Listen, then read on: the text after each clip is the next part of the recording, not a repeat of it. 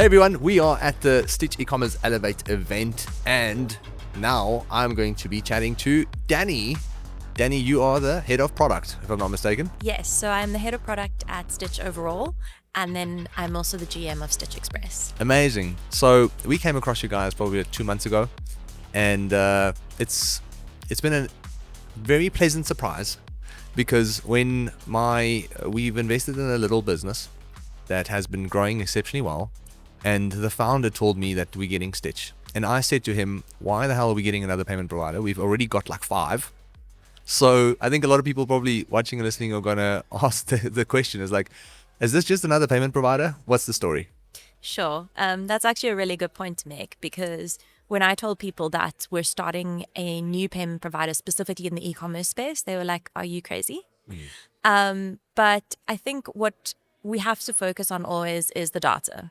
So everyone who's here today would have heard our president and our CEO talk about the fact that Stitch has been doing payments for 3 years, and we are the second biggest PSP in the country. So you're talking about taking on players who have been in the market for decades. And I think it just really speaks to how we have something special going. And how we differentiate is really at a practical level. So from the Express side, we leverage a lot of what Stitch has. So maybe I can just elaborate a little bit on what Please. Stitch has. So Stitch recently did 2 very interesting acquisitions, the first being ExePay, the second being Efficacy. And what that allows us to do is to really own multiple spaces in the market. And we've also done a lot of work on infrastructure. So Stitch has integrations into every bank. We also have redundancy. So we have multiple 3D secure providers, we have multiple integrations, multiple routing, etc. And that just creates this incredibly stable platform on which to function. We also have extreme focus. So if you're looking at the Stitch enterprise side of things, there is an exceptional focus on what enterprises want, customizing the products in that space. And then if you look in the Express space, there is that focus on Shopify and Woo. I mentioned a little bit in the welcome to the conference that some of the other alternative providers speak a lot about how their USPs are things like 18 plus integrations, Yes. 20 payment methods. In my mind, how can you be doing all of those well? Yeah. It's not possible.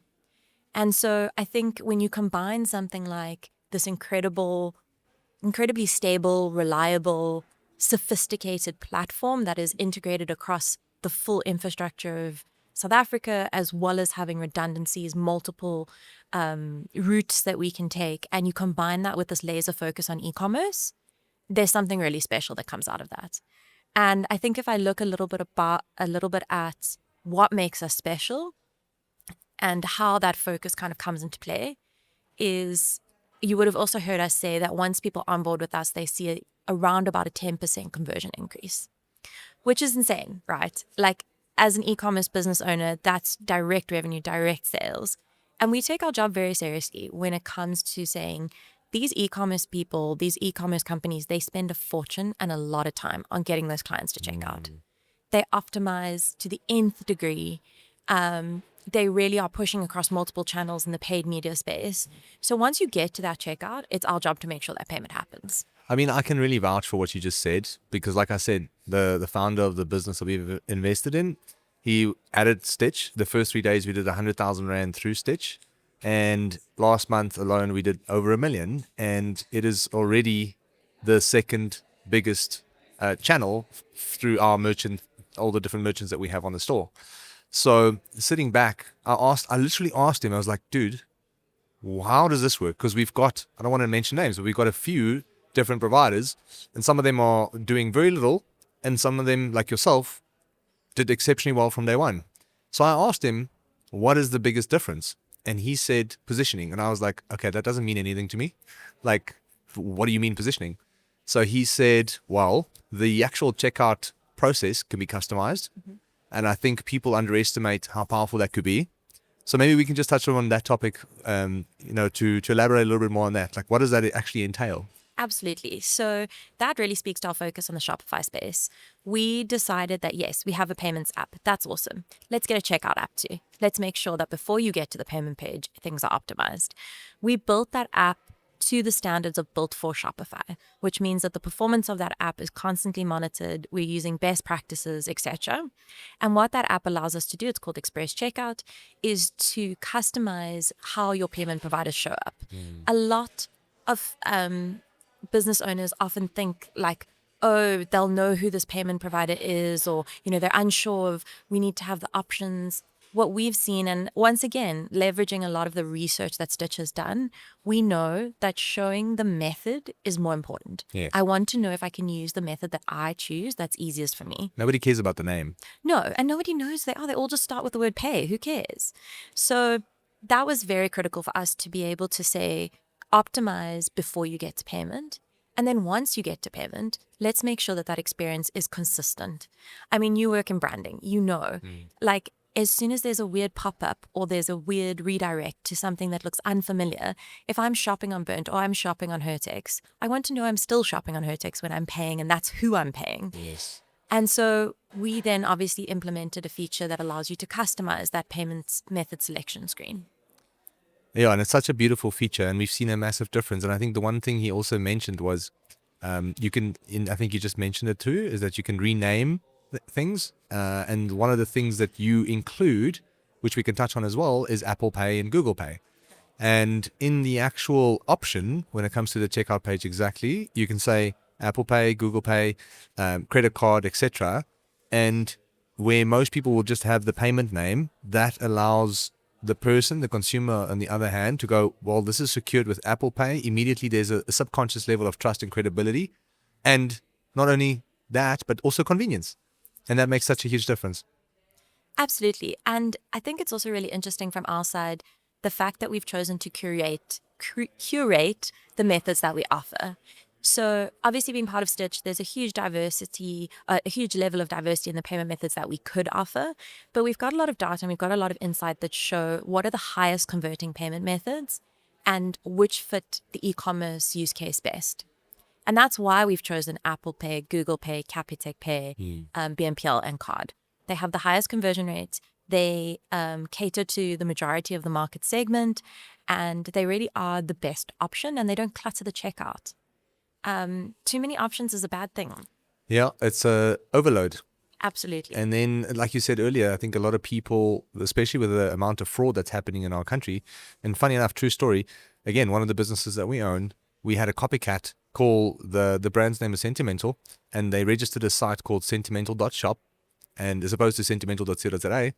And the payment gateways, they basically, they managed to transfer some money through Yoko.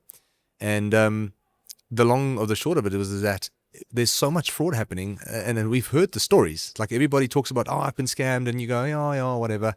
And eventually one day there's a business called the exact same name, exact same branding, exact same ads. They literally copied everything we did. And I know for a fact that from our point of view, that trust and credibility is just becoming such a big thing. So, and that's the only thing that people really are starting to care about. Like it's one of the biggest barriers to actually dropping your cost per acquisition and your conversion rate, increasing your conversion rate. So anything that can cater to building that consumer trust, whether it's consciously or unconsciously, goes a massive distance. For sure. And it's actually really scary how many of those we see, these copycat sites, to the point where they have very active Instagram accounts. They have hundreds of thousands of followers that they have clearly bought. Yeah.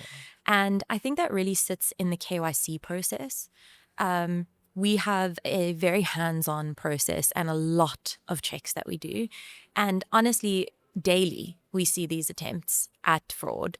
And it's interesting because in terms of preventing fraud, there's two aspects to it. There's before you onboard the merchant, and making sure that they are legitimate, that they're not pretending to be somebody else. And there's multiple ways that we do that through various checks, reverse image search, etc. And then there's after you onboard them. So there's within Stitch, once again, leveraging their capabilities, we have a fraud tool called Shield. And that actually blocks transactions that are showing suspicious behavior.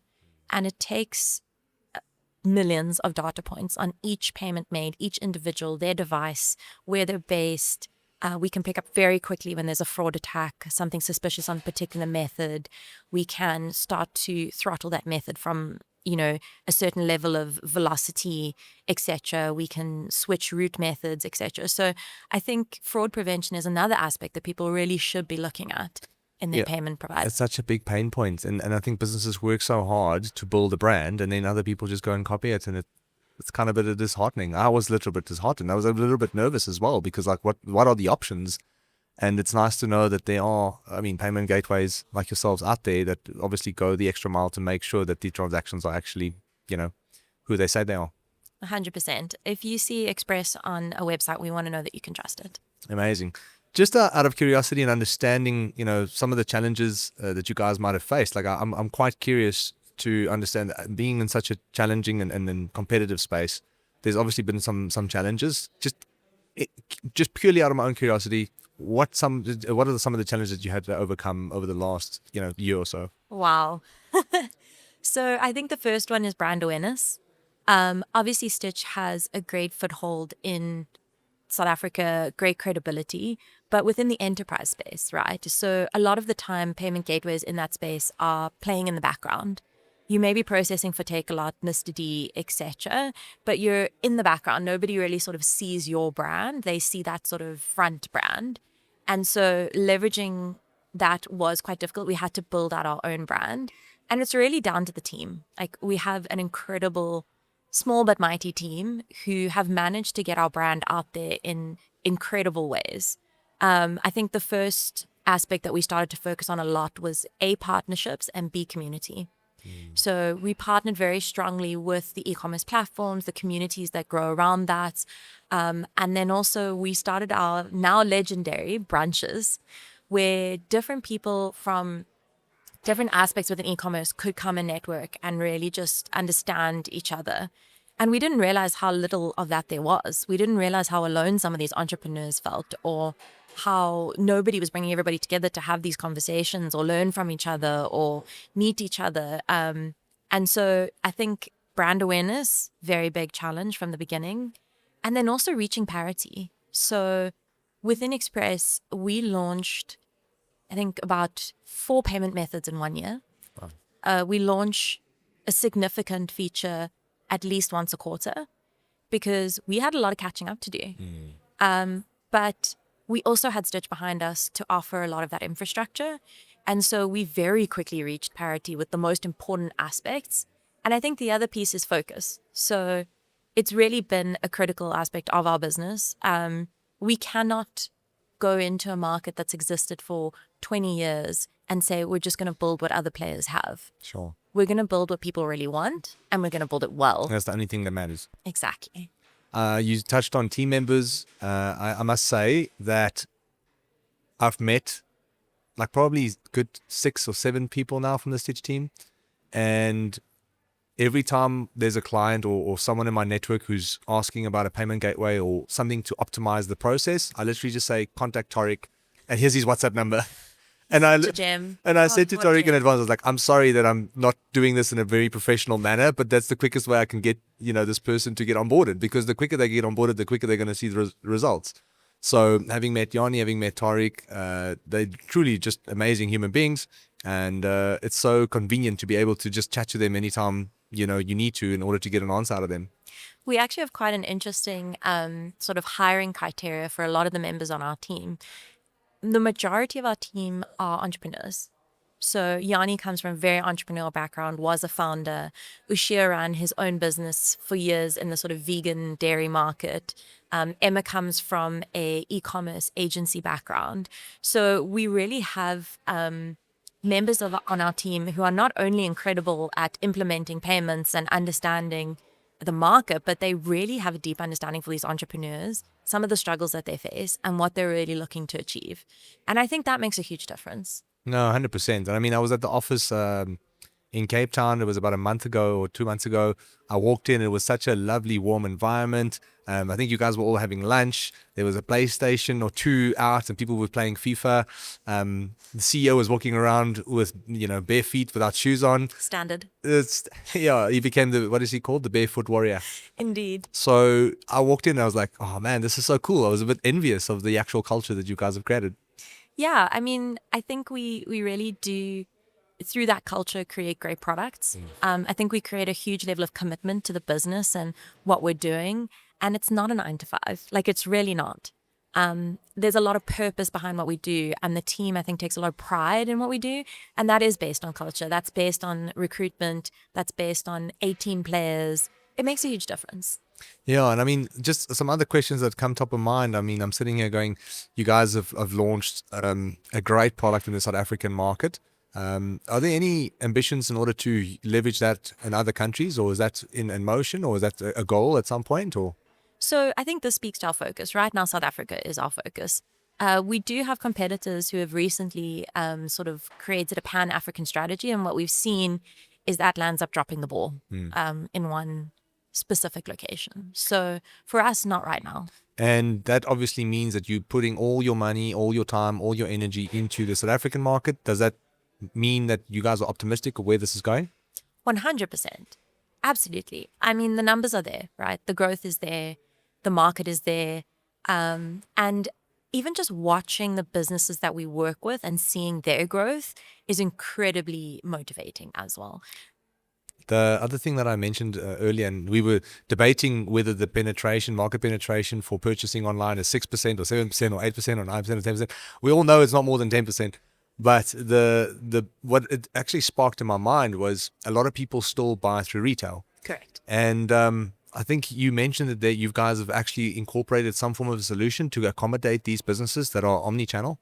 Absolutely. So Stitch acquired a business quite recently in the in-person or card present space. And that really gives us the capability to move into omnichannel. It's something as expressed that we have on our roadmap and we will be doing. And yeah, I think it just once again speaks to leveraging the capabilities of a large company like Stitch and the ability to innovate and create things that didn't exist before. And also, I think that also speaks to differentiation, right? When people say, how on earth are you going to take on the payments industry?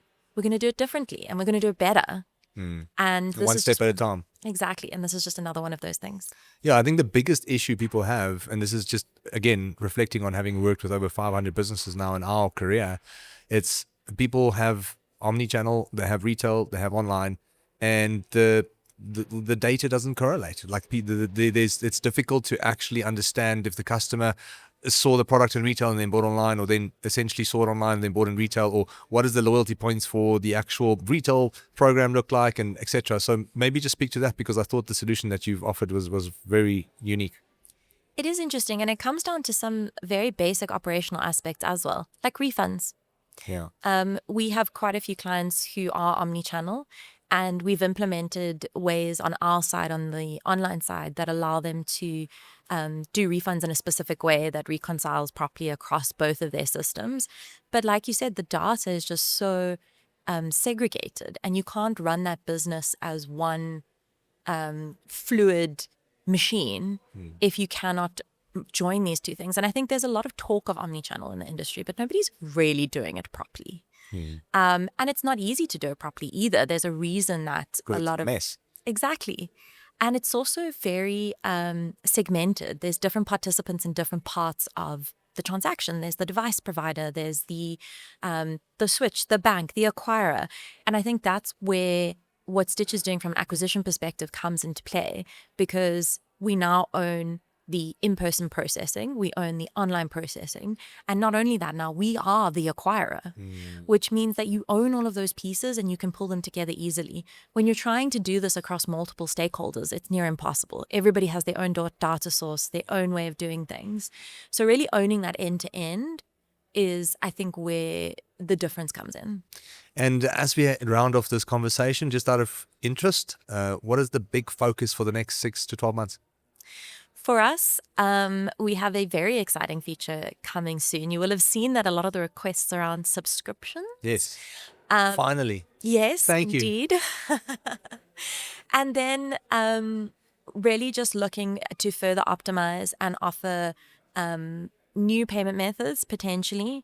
And a lot of our roadmap is driven by our clients. So, we always plan and we have a roadmap and we know exactly where we're going. But you're agile based on what people need. 100%. You have to be.